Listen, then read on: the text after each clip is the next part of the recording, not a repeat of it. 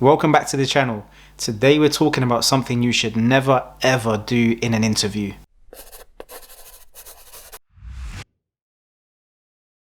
Hi, my name is Ash, and if you're new to the channel, anything to do with CVs, your job search or interview practice, this is what I make videos about.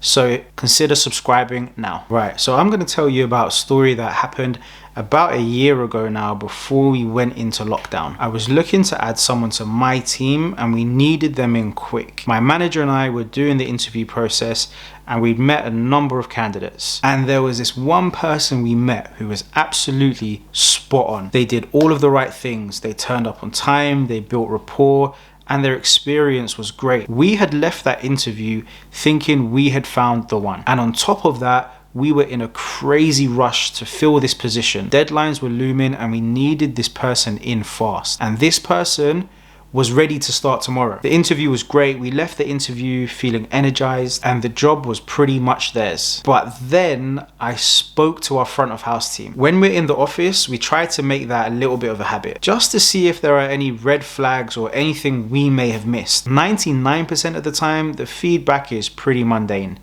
Maybe they looked a bit nervous or they were stressed or something like that. This time was different though. The experience they had had with this person was in stark contrast to ours. This candidate had actually been running late, and when they arrived, they came in with a look of thunder on their face. They rudely demanded to know where the interview was happening.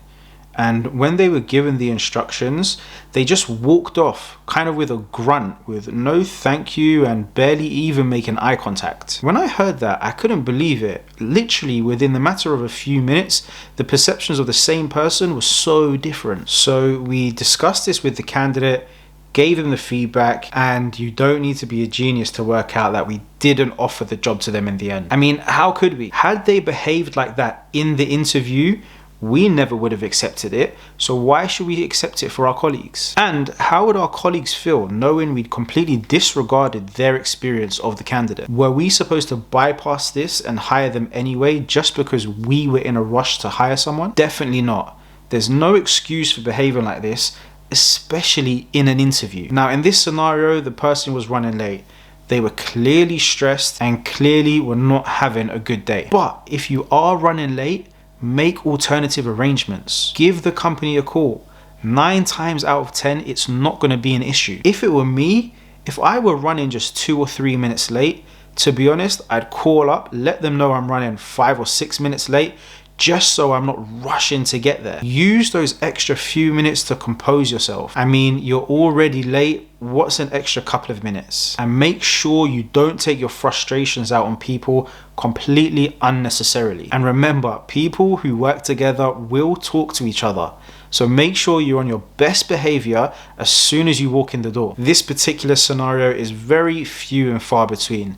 I just wanted to make this short video to remind people that your interview starts as soon as you walk in the door. So make sure you're on your best behavior. If you like this video, I really appreciate if you could hit the like button, subscribe, and share with someone you know. If you have any questions in related to your own job search, please do drop me a comment below and I'll make sure to get back to you. Remember, I've got a ton of blogs you can go through on my website as well, so check that out in the comments below. I'll see you in the next video.